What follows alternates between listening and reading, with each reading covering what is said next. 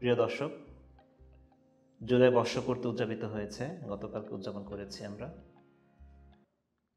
জুলাই বর্ষপূর্তি উদযাপন আমাদেরকে এক ধরনের নতুন বাস্তবতায় হাজির করেছে।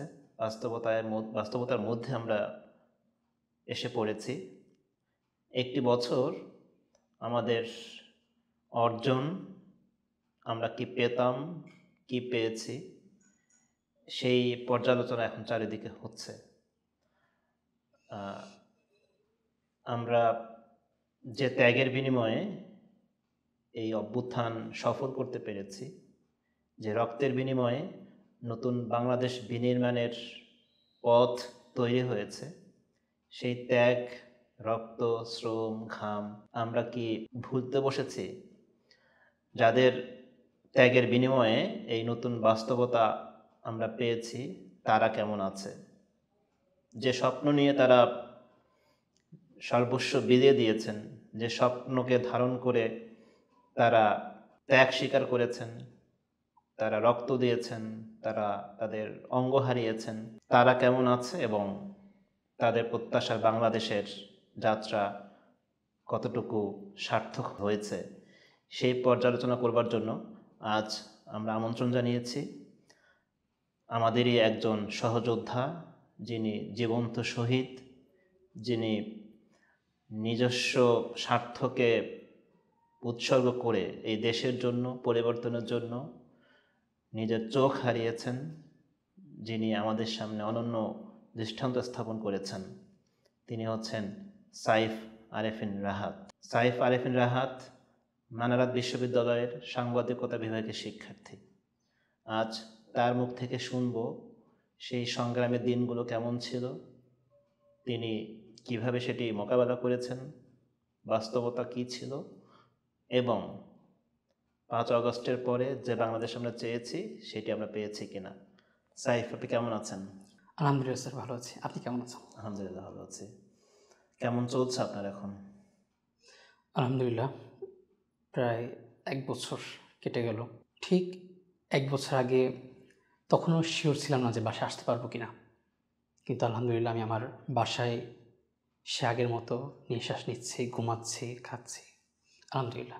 ওই দিনগুলো যদি একটু, মনে তো নিশ্চয়ই পড়ছে, যদি একটু দর্শকের জন্য বলেন যে আপনার জুলাই অভ্যুত্থানের যে দিনগুলোতে আপনি মাঠে ছিলেন, রাস্তায় ছিলেন, একটু স্মৃতিচারণ যদি করতে পারেন। স্মৃতিচারণ করার তো অনেক কিছু আছে, তারপর যদি কিছু সিগনিফিকেন্ট ঘটনাগুলো বলি। 18 জুলাই হচ্ছে সকালে আমরা উত্তরার জঞ্জটার থেকে বিনি সেন্টারের দিকে আসি। সেখানে আমাদের অবস্থান কর্মসূচি ছিল, কিন্তু আমাদের কাছে আগে থেকেই এই সংবাদটা ছিল যে ছাত্রলীগ হামলা করবে। আমরা সেভাবে প্রিপারেশন নিয়ে যাই যাতে অনেক স্টুডেন্ট আছে যারা কখন আন্দোলন করি, তাদেরকে যাতে আমরা সেফ রাখতে পারি, এটার জন্য আমরা গিয়েছিলাম। আর শিশুত তো আমাদের শহীদ আবু সাইদ ভাই, শান্ত ভাই, ওয়াসিম ভাই, তাদের তো রক্তের একটা প্রতিশোধের ক্ষোভ ছিলই। আমরা যখন যাই তখন দেখি যে ধাওয়া চলছে। একদিকে পুলিশ শটগান দিয়ে গুলি করছে, সাউন্ড গ্রেনেড মারছে, টিয়ারশেল মারছে, আর দিকে আমাদের কিছুই নেই, শুধুমাত্র টিনকে আমরা ঢাল ব্যবহার করে আগাচ্ছি, আর পিছন থেকে আমরা ইট মারছি। মনে হচ্ছিল যে এটা একেবারে ইলহাম ছাড়া এটা আসলে আমার কাছে বলার মতো কোনো শব্দ আমি পাচ্ছি না।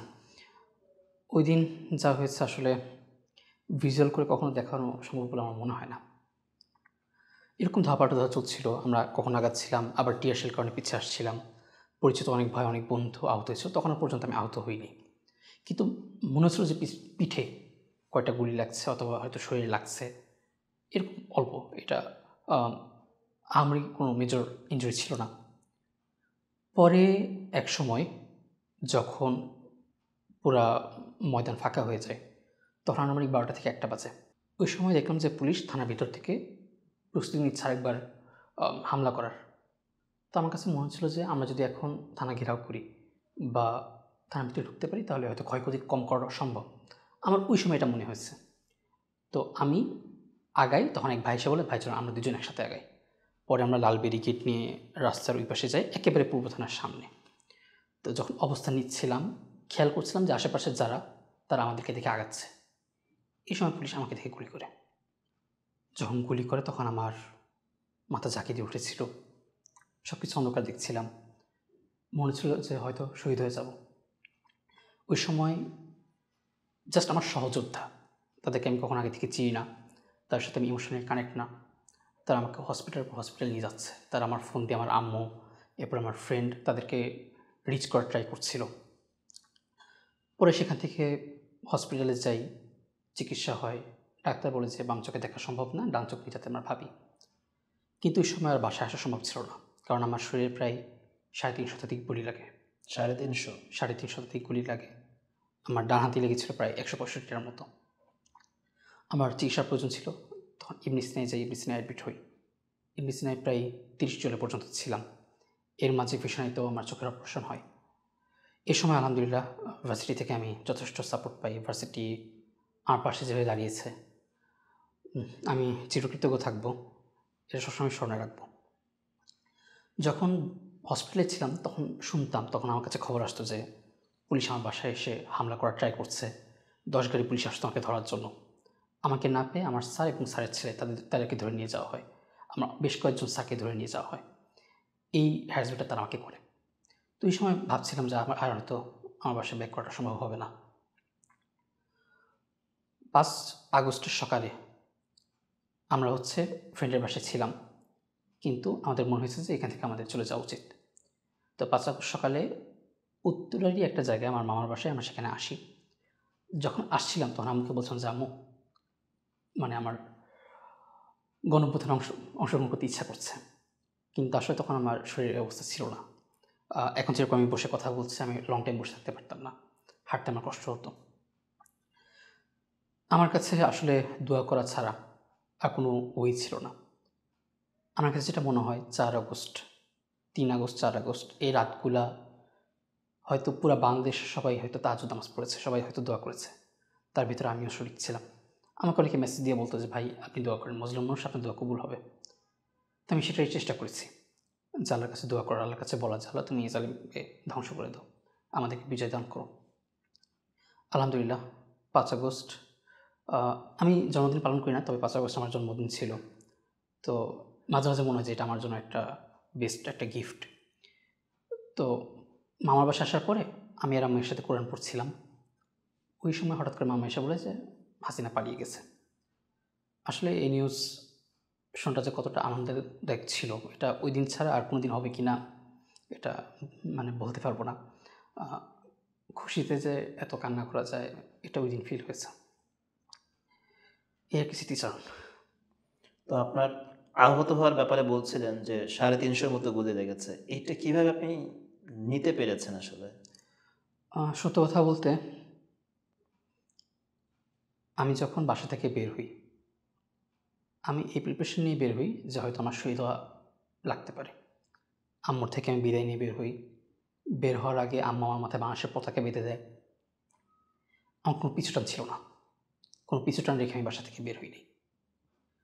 তো আল্লাহ এটা আমার জন্য সহজ করে দিয়েছে, যেহেতু আমার এই আকাঙ্ক্ষাটা ছিল যে দেশের জন্য আমার নিজেকে কোরবানি করা লাগতে পারে, অথবা আমার কিছু নাও হইতে পারে, হয়তো এর জন্য আল্লাহ আমার ব্যথা কমিয়ে দিয়েছিল। চোখের এখন কি অবস্থা আপনার? আমি কয়েকদিন আগে থাইল্যান্ডে গিয়েছিলাম, তো সেখানে ডাক্তাররা বলেছে যে এটা আসলে চিকিৎসা নেই, বাম চোখে আর দেখা সম্ভব হবে না। তবে আলহামদুলিল্লাহ আমি ডান চোখে ভালো দেখি, বাম চোখে আর বাম কখনো চোখে দেখা আর ভিশন আসবে না। তো এখন এই যে স্যাক্রিফাইস আপনি করলেন, তাই না? 1 বছর হয়ে গেল আমাদের, আম, প্রায় 2000 মতো শহীদ হয়েছে, আপনার মতো চোখ হারিয়েছে অনেকে। আপনি জানেন যে 100-র উপরে শিশু হত্যাকাণ্ডের শিকার হয়েছে এই সময়ে। তো এত যে স্যাক্রিফাইস, যে বাংলাদেশকে বুকে ধারণ করে আপনি আন্দোলনে অংশ নিয়েছেন, নিজের একটা চোখ হারিয়েছেন, এখন ডান চোখে দেখছেন, কেমন বাংলাদেশে দেখছেন আসলে আপনি? 1 বছর আমরা কি পেয়েছি? এই 1 বছরে আমরা আসলে অনেক কিছু পেয়েছি। আবার যেটা বললেন, খুবই কঠিন একটা কথা বললেন যে আমি আমার ডান চোখে কেমন বাংলাদেশ দেখছি। এখানে কিছু প্রত্যাশার ব্যত্যয় ঘটেছে। যদি আগে যে জিনিসগুলো হয়নি বা যেটা কষ্ট দেয় সেগুলো আগে বলি। ধরেন জুলাই ঘোষণাপত্র কালকে ঘোষণা করা হলো, কিন্তু অনেক গুরুত্বপূর্ণ বিষয়গুলো এখানে মিসিং ছিল। আমরা আহত হয়েছি, আমরাও যুদ্ধ করেছি, এটাও যুদ্ধ, কিন্তু এই যুদ্ধে আমাদের কোনো অস্ত্র ছিল না। যারা মুক্তিযুদ্ধ করেছে আমরা তাদেরকে মুক্তিযোদ্ধা বলি, ৭১-এর যুদ্ধকে আমরা মুক্তিযুদ্ধ বলি। এটা কি? এটা কি স্রেফ বৈষম্যবিরোধী ছাত্র আন্দোলন, জুলাই আন্দোলন, জুলাই গণ অভ্যুত্থান নাকি জুলাই বিপ্লব? এটা আসলে ফিক্সড নাম কি? আমাদের নাম কি? আমাদের উপাধি কি? আমরা কি জুলাই যোদ্ধা নাকি গাজী, নাকি অনেকে আবার আমাদেরকে বেশি সম্মান দেখাতে গিয়ে বলে ২৪-এর মুক্তিযোদ্ধা। কিন্তু এটা আসলে ফিক্সড নাম কি? আমাদের ফিক্সড আইডেন্টিটি কি? এ বিষয়ে এখন আমরা জানি না। আমাদেরকে এখনও, আমরা যখন সরকারি অধিদপ্তরগুলোতে যাই, আমাদেরকে প্রপার রেসপেক্ট করা হয় না। যদি আমি মুক্তিযোদ্ধার নাতি হতাম হয়তো আমাকে অনেক রেসপেক্ট করা হতো, কিন্তু আমি জুলাই যুদ্ধ হওয়ার কারণে, ২৪-এর যুদ্ধ হওয়ার কারণে আমাকে সেই রেসপেক্টটা করা হয় না। জুলাই স্মৃতি ফাউন্ডেশনে গেলে সেখানে এখনও মানে আহতদের সাথে যাচ্ছাতে ব্যবহার করা হয়। কিছুদিন আগে শুনেছি যে এক গাজী বলেছেন তাদেরকে, যেখানে তাদের ঘরে ঘরে গিয়ে সেবা পৌঁছানোর কথা, সেখানে তাদেরকে সার্জন অফিসে ডাকা হয়। সার্জন অফিসে যখন আসে তখন বলে যে আপনার এটা অমুক জায়গায় আছে, সেখান থেকে নেন। মানে অনেক হ্যারাসমেন্ট করা হয়, অনেক ঘোরানো হয়। এইটা কেন হচ্ছে? এটা তো হওয়ার কথা ছিল না। যারা শহীদ হয়েছে তাদের পরিবার এবং যারা গাজী হয়েছে তাদের পরিবারে যে সেবাটা, এই সেবা তো রাষ্ট্রের প্রতিশ্রুতি ছিল, এটা তো ঘরে ঘরে দেওয়া আসার কথা ছিল, এটা তো আমাদের তাদের কাছে গিয়ে নেওয়ার কথা ছিল না। এটা কেন হচ্ছে না? রাষ্ট্রীয়ভাবে এবং সামাজিকভাবে কেন আমাদেরকে মূল্যায়ন করা হচ্ছে না? বা মূল্যায়ন যেটা করছে, যারা এটাকে ওন করে তারা মূল্যায়ন করছে, কিন্তু রাষ্ট্রীয়ভাবে বা সামাজিক দায়বদ্ধতা থেকে যে মূল্যায়ন করাটা, যে সম্মান, সেটা তো আমরা প্রপারলি পাচ্ছি না, সেটা হচ্ছে না।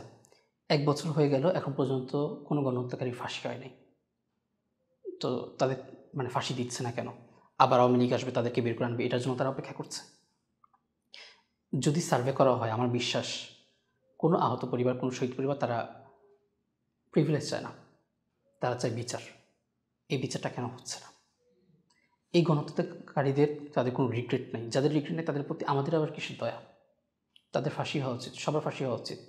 যারা গণহত্যায় প্রত্যক্ষ পরোক্ষ হয়েছিল সবারই শাস্তি হওয়া উচিত, এ শাস্তি হতে হবে। যারা গুমের কাজে শরিক ছিল তাদের ফাঁসি হইতে হবে, যারা ধর্ষণ করেছে তাদের ফাঁসি হইতে হবে, তাদের মৃত্যুদণ্ড হইতে হবে।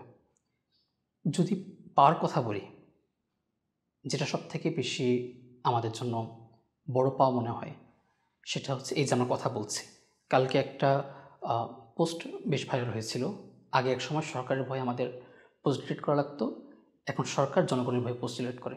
এটা বড় একটা পাওয়া। কিন্তু এর থেকেও বড় পাওয়া হচ্ছে যেই মানুষগুলো গুম ছিল আমরা তাদেরকে ফেরত পেয়েছি। হয়তো সবাইকে পাইনি, কিন্তু যারা জীবিত ছিল তাদেরকে আমরা ফেরত পেয়েছি। এত বড় একটা ঘটনা, এই ঘটনা ধামাচাপা পড়ে গিয়েছিল, কিন্তু এটা আবার সবার সামনে সত্য প্রকাশিত হয়েছে। এটা আমাদের জন্য অনেক বড় পাওয়া মনে হয়। আপনি বিচারের কথা বললেন, বিচারের প্রক্রিয়া শুরু হয়েছে, চলছে।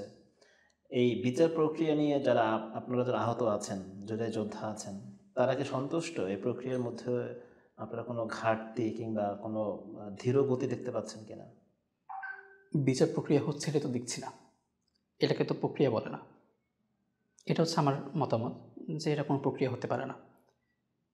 যে বিষয়গুলো দ্রুত হওয়া উচিত সেই বিষয়গুলো এখন ১ বছর চলে যাচ্ছে।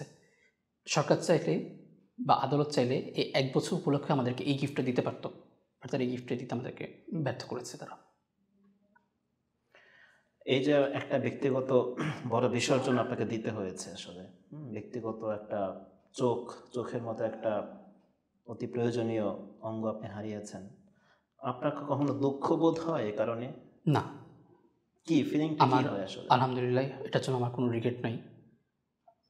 আমি তো গেছিলাম শহীদ হইতে, আল্লাহ আমাকে শহীদ হিসেবে কবুল করেনি, আল্লাহ আমার চোখ কবুল করেছে। তো যেহেতু আল্লাহ আমার চোখ কবুল করেছে, আল্লাহ কবুল করেছে, এর থেকে তো আসলে বড় পাওয়ার হইতে পারে না যেটা দেশের জন্য করেছি। আমি এটার জন্য গর্বিত, আমি এটার জন্য খুবই শুকরিয়া জ্ঞাপন করি। তবে ভয়ও থাকি আমার দ্বারা যাতে কোনো লৌকিকতা না হয়। আপনার আমার জন্য দোয়া করবেন যাতে আমার দ্বারা কখনো লৌকিকতা না হয়। পরের বার যদি কখনো কোনো জুলাই হয় সেখানে যাতে আমি অগ্রগামী থাকি, সেটা তো যাতে আমি মানে আমার যেটা প্রয়োজন সেটা আমি যাতে আমি স্যাক্রিফাইস করতে পারি। আমরা শেষ করছি, আপনার কাছে জানতে চেয়ে যে সামনে আপনার প্রত্যাশা কি, কোন বাংলাদেশ দেখতে চান, বা ইমিডিয়েট করণীয় কাজ কি বলে আপনার মনে হচ্ছে? আমার কাছে ইমিডিয়েট কাজ মনে হচ্ছে যে আগে শিক্ষা প্রতিষ্ঠানগুলোতে যে ছাত্র সংসদ নির্বাচন, এটা সুষ্ঠুভাবে হওয়া দরকার। ভার্সিটিগুলো ছাত্ররা যখন রাজনৈতিক সচেতন হবে তখন দেশের রাজনীতি উন্নত হবে, দেশের রাজনীতি শৌখিন হবে, এটা আমার কাছে মনে হয়। তো ভার্সিটিগুলো যে ছাত্র সংসদ নির্বাচন এগুলো সুষ্ঠুভাবে হইতে পারে। আপনি জাতীয় নির্বাচনের আগের কথা বলছেন? জাতীয় নির্বাচন আগে কথা বলছি, এটা হচ্ছে আমার প্রত্যাশা, এটা আমার পয়েন্ট অফ ভিউ। আচ্ছা, আর কি প্রত্যাশা আছে? আর প্রত্যাশা ন্যায় বিচার, ন্যায় বিচার, প্রত্যাশা সংস্কারের ব্যাপারে শহীদ সংস্কার তো অবশ্যই, প্রত্যেকটা বিষয় সংস্কার হওয়া উচিত। এটা রাতারাতি হবে তা না, কিন্তু শক্ত হাতে কাজ করলে আমি বিশ্বাস করি সম্ভব। আমরা এখনও দেখি যে শহীদ পরিবার যখন বিচার চায় তখন উপদেষ্টারা বকা দেন, তার এই বকা দেওয়ার সাহস থেকে আসে। আমরা এমন উপদেষ্টা চাই না, আমরা চাই জনগণের পালস বুঝবে, এই আমাদের যে জেনারেশন জুমার্স, আমাদের পালস বুঝবে, এরকম যাতে উপদেষ্টা থাকে, বা সামনে যারা রাজনীতি করবে তারা যাতে আমাদের পালস বুঝে রাজনীতি করে, তারা যাতে এই জোরের যে আকাঙ্ক্ষা সেই আকাঙ্ক্ষাকে যাতে তারা লালন করে, এটা আমার স্বাভাবিক প্রত্যাশা। আর একটা বিষয় একটু জানার আগ্রহ তৈরি হয়েছে, আপনার এই স্যাক্রিফাইস আপনার ফ্যামিলি কীভাবে নিয়েছে, আপনার মা কীভাবে নিয়েছে?